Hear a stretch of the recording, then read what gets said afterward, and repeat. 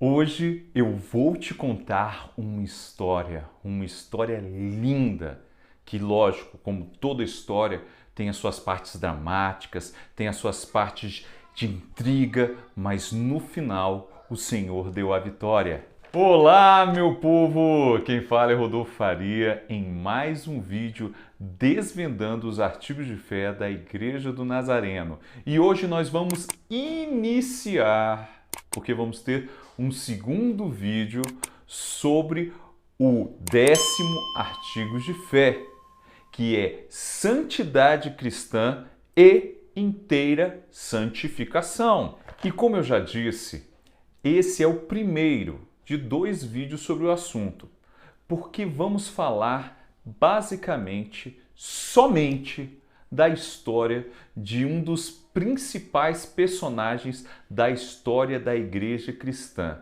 O nome dessa pessoa é John Wesley. Você que não sabe, a Igreja do Nazareno, ela tem em sua teologia a teologia armínio-wesleyana.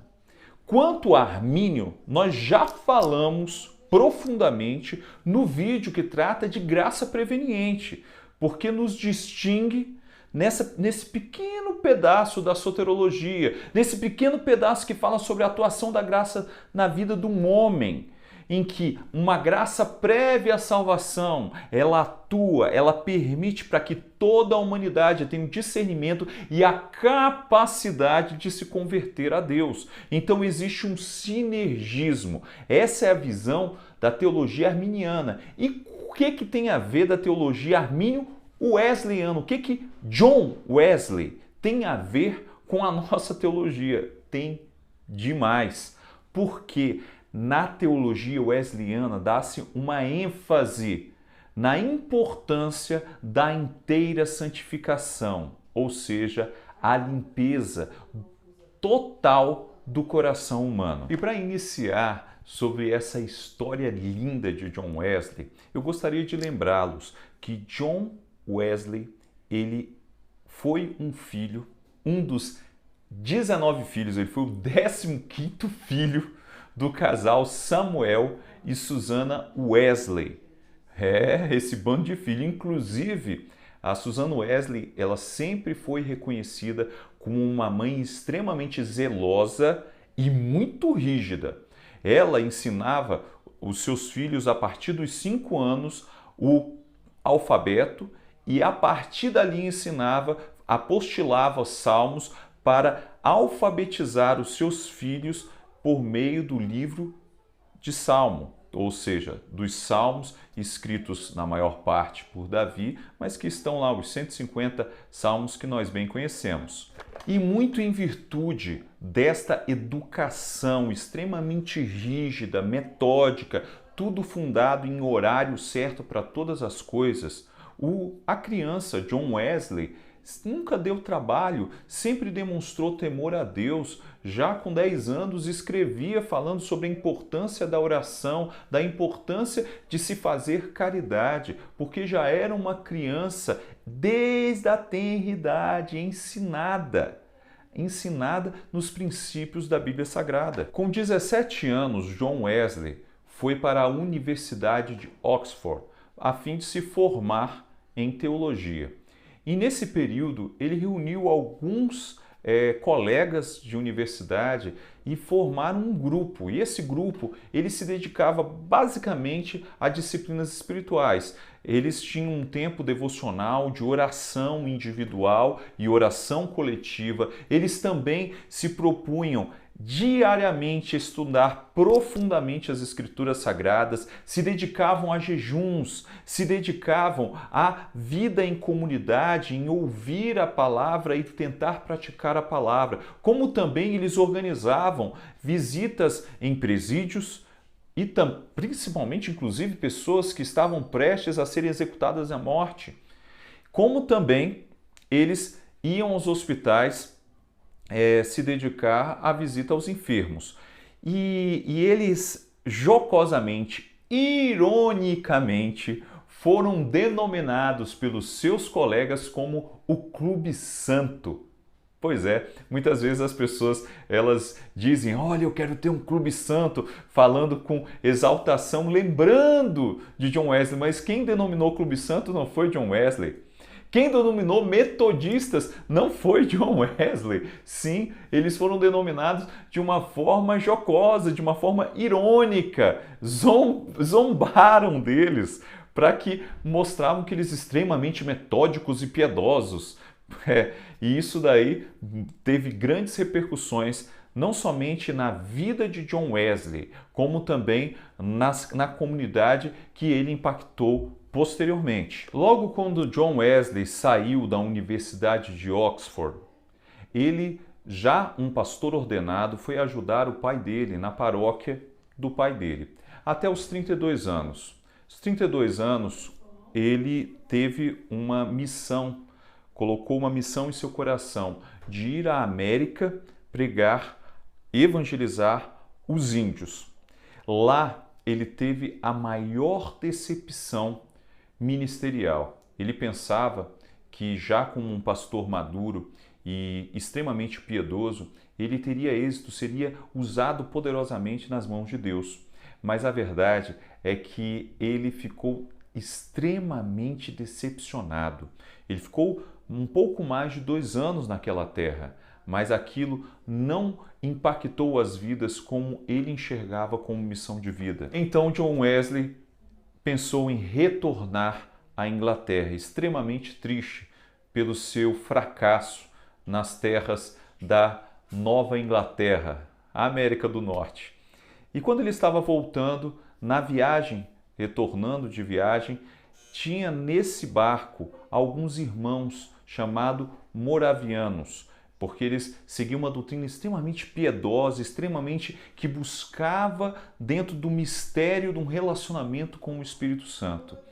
E houve uma grande tempestade em que ele sentiu medo de morrer.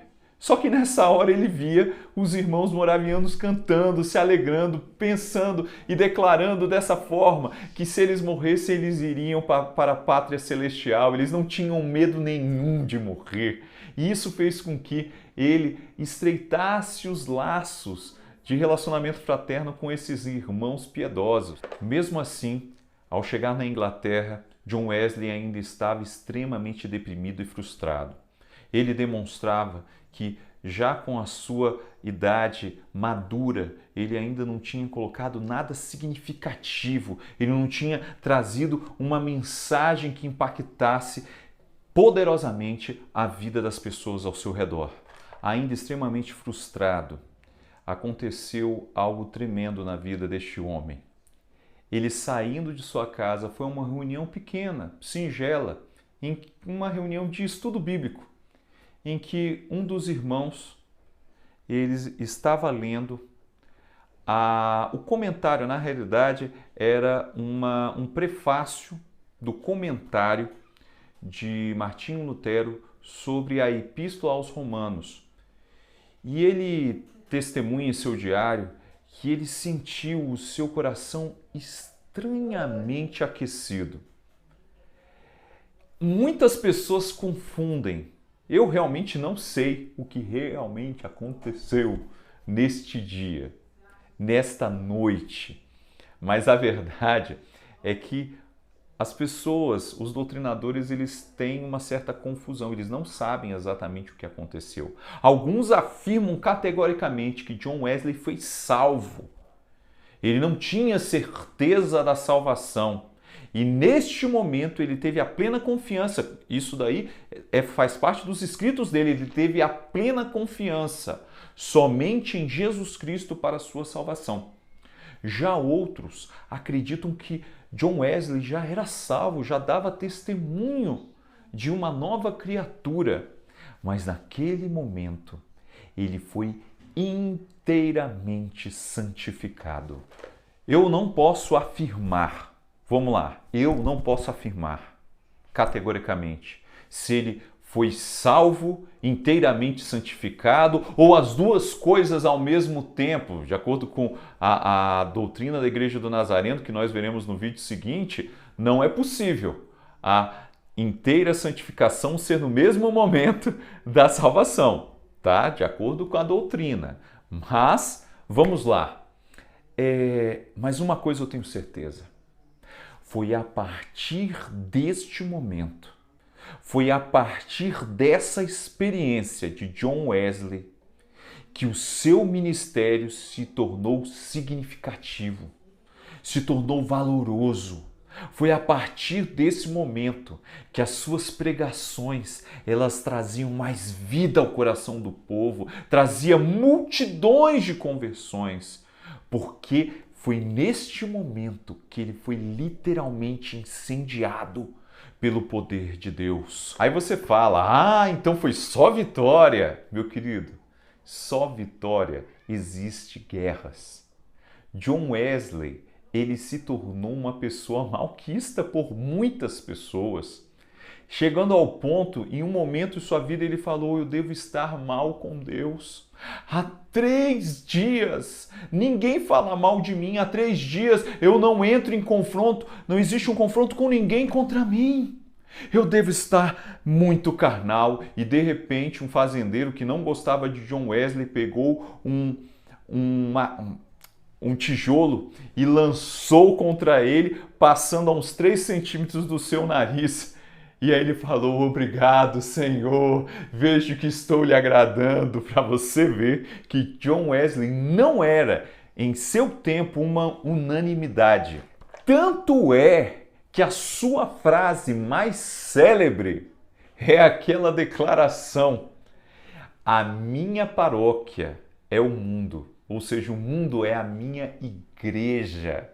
Se a porta dos templos físicos estão fechados para a pregação do Evangelho do Deus vivo, eu declaro, em nome de Jesus, que a minha igreja não está fechada, não está limitada aos templos feitos por mãos humanas, porque Deus habita no templo, nesses tijolos que somos nós. Nós, a igreja, somos o templo do Espírito Santo de Deus. E agora eu gostaria de deixar claro que toda essa vida e obra de John Wesley se consolidou em sete ensinos. O primeiro deles é quanto que a conversão a Jesus ela é comprovada pelo testemunho, pela prática das boas obras. Não é uma mera emoção. Ele não se reflete na emoção do homem, no sentimento do homem, mas sim nos frutos.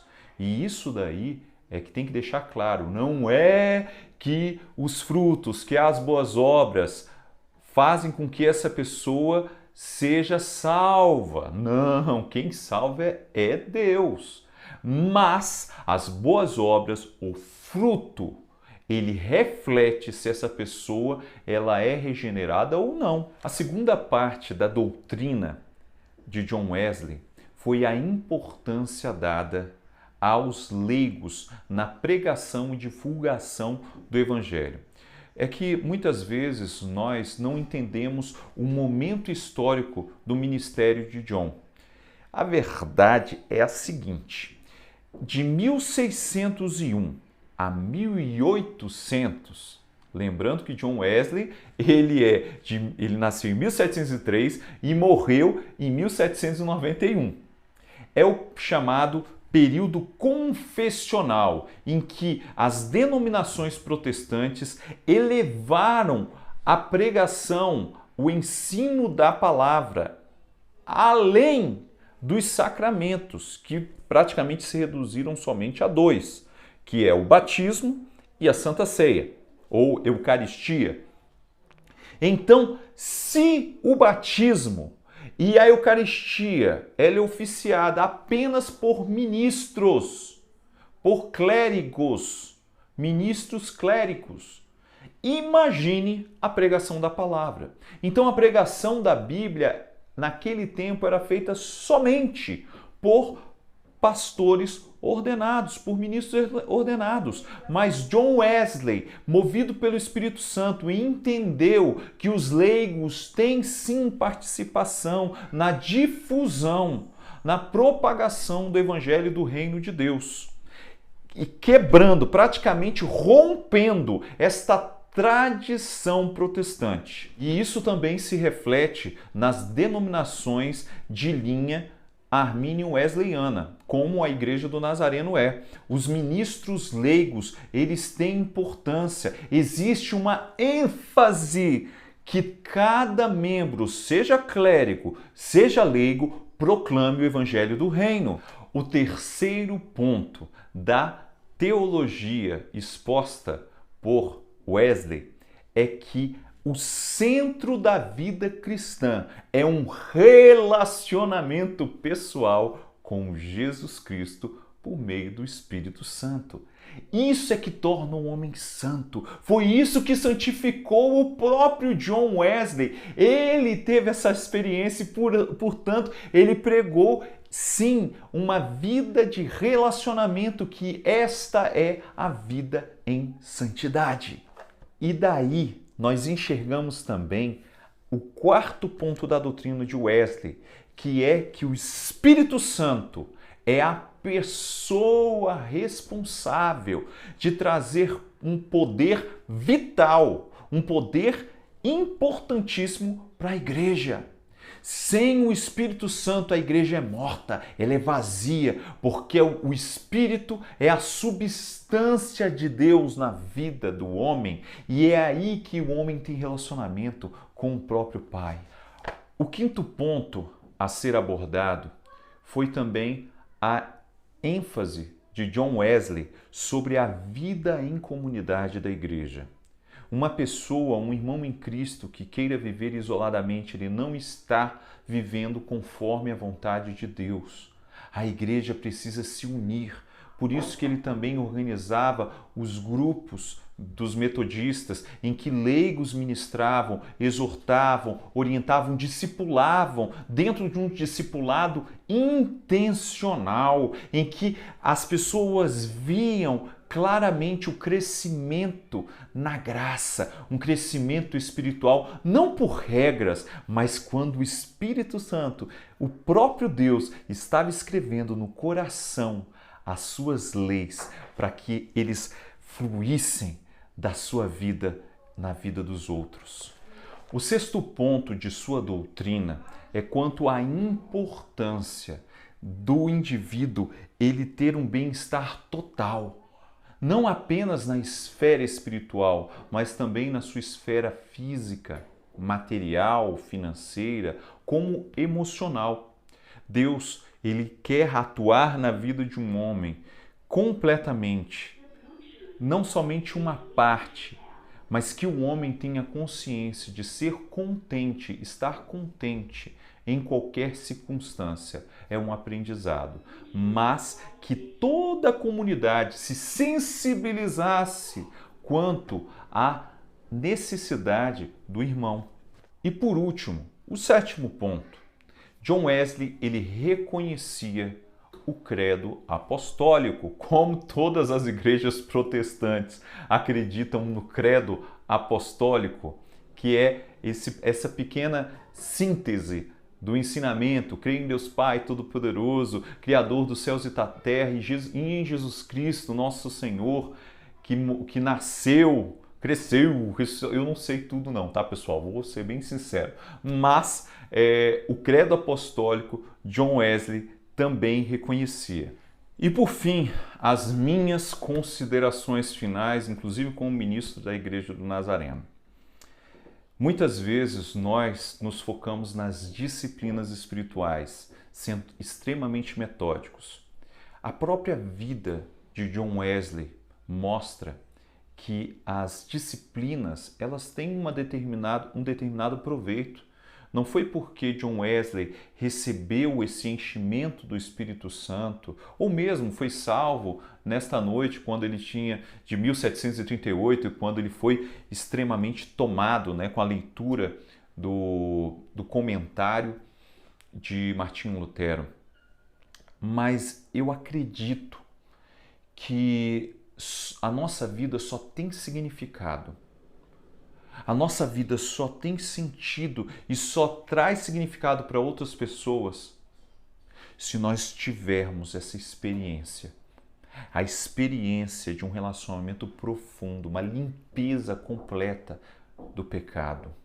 Essa confiança completa em Deus.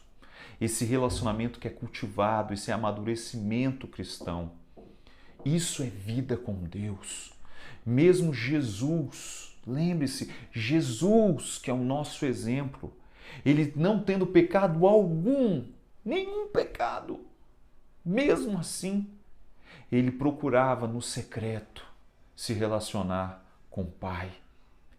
E haviam maravilhas, o reino de Deus, a proclamação do reino de Deus era com extremos poderes, com curas tremendas, com expulsão de demônios e conversões nas multidões. Não somente no coração, mas em obras. John Wesley, ele é um exemplo clássico, um exemplo claro que uma vida extremamente disciplinada e metódica não é o suficiente para que nós tenhamos uma vida de poder no Espírito Santo de Deus. Somente nós precisamos literalmente entrar na crise dos 35 anos de Wesley, pensando, Deus, quão miserável eu sou, mesmo fazendo tudo isso, eu estou cansado, eu não sirvo para nada, eu preciso de ter uma experiência profunda com o Senhor. E é aí, é nesse momento, que Deus vai olhar para você, que Deus vai te encher, que você vai ser inteiramente santificado, ter um batismo pleno. É nesse momento que você vai ter significado, não somente no reino de Deus, mas também na vida das pessoas. Que Deus te abençoe poderosamente.